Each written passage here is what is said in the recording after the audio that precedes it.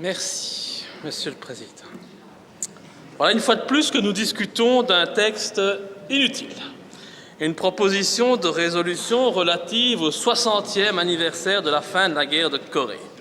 Une proposition du groupe socialiste.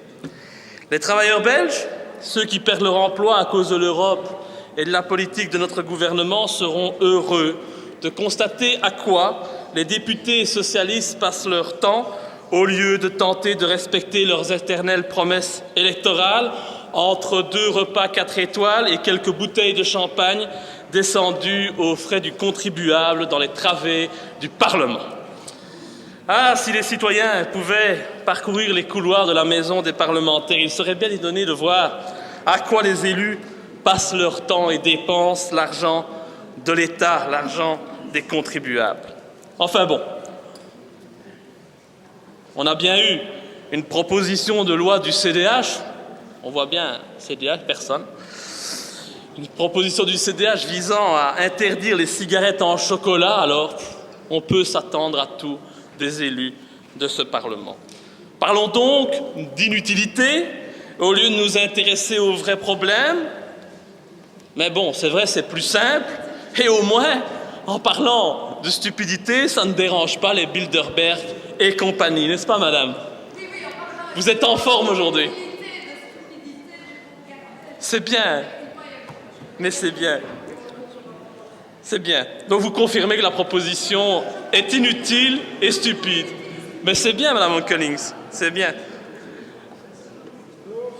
Cependant, j'aimerais qu'on me rappelle ici, à cette tribune, en quoi le citoyen belge est bénéficiaire de soi-disant relations bilatérales diplomatiques, socio-économiques et culturelles avec la Corée du Sud. Parce que moi, personnellement, c'est bien la première fois que j'entends parler de ça. Et donc, en quoi commémorer la fin de la guerre de Corée va-t-il apporter quelque chose de concret aux citoyens belges?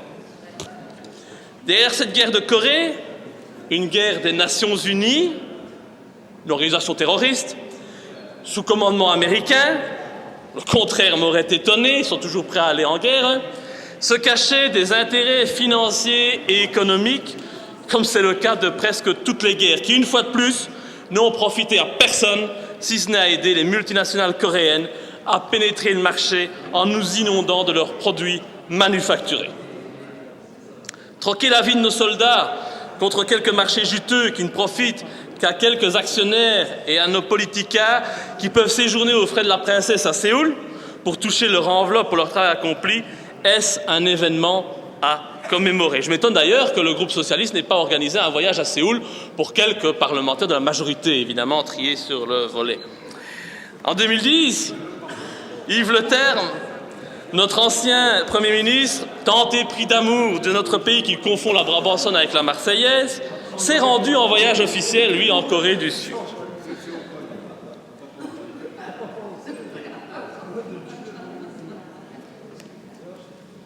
À cette époque, l'avenir de l'assemblage automobile belge aurait été entre les mains de la Corée, qui avait un parti pris favorable à la Belgique. Et pourquoi donc? Un parti pris, et je le cite, vraisemblablement dû au décès de 106 casques bleus belges durant une mission de l'ONU lors de la guerre de Corée, voici 60 ans. Eh bien, si les socialistes trouvent ça comique, je ne trouve pas ça comique du tout, d'utiliser la mort de casques bleus pour parvenir à gagner des marchés financiers. C'est triste. Voilà comment nos ministres marchandent, en sacrifiant nos hommes pour des conflits qui nous sont totalement étrangers. Nous faisons du chantage pour faire peser nos intérêts économiques dans la balance. Rappelons qu'en près de 2 ans de combat, du 6 mars 51 à l'armistice du 27 juillet 53, 101 Belges sont décédés en Corée, 5 ont été portés disparus et 478 ont été blessés.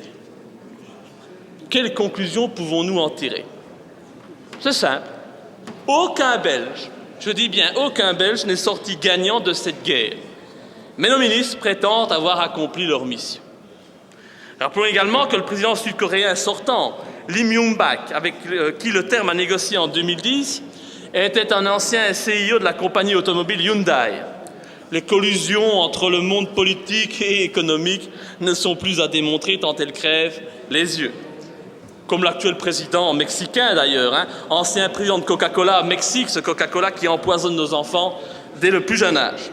Quand je vous dis que nos dirigeants actuels constituent bel et bien une bande de malfaiteurs, je ne comprends dès lors pas très bien cette volonté de se replonger dans le passé, afin de rappeler aux familles des défunts que leurs enfants, jadis nos soldats, ont été sacrifiés pour rien, pour si ce n'est pour enrichir une poignée d'individus, et que pour que rien ne change, 70 ans plus tard, car la Corée du Nord est toujours aujourd'hui un pays effrayant, où les habitants sont forcés de vivre dans le culte de leur guide, où la liberté n'est qu'une fable et la pauvreté incroyablement développée, comme dans tout bon pays socialistico-communiste qui se respecte.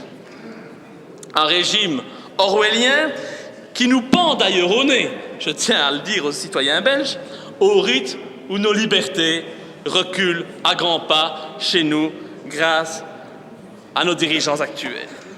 Je m'oppose donc, comme je l'ai déjà fait concernant le centenaire de la Première Guerre mondiale, au commerce de la mémoire, je laisse ça à d'autres, au tourisme macabre de la mémoire de nos soldats sacrifiés sur l'autel du pognon.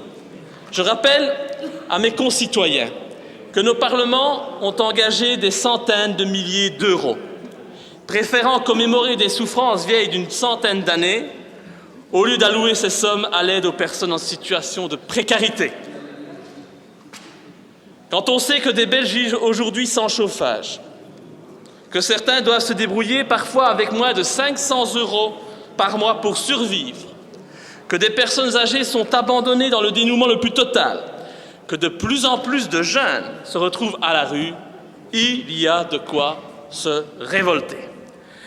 Et comme le disent ceux qui me soutiennent, je suis bien le seul parmi vous à être en adéquation avec ce que la population demande.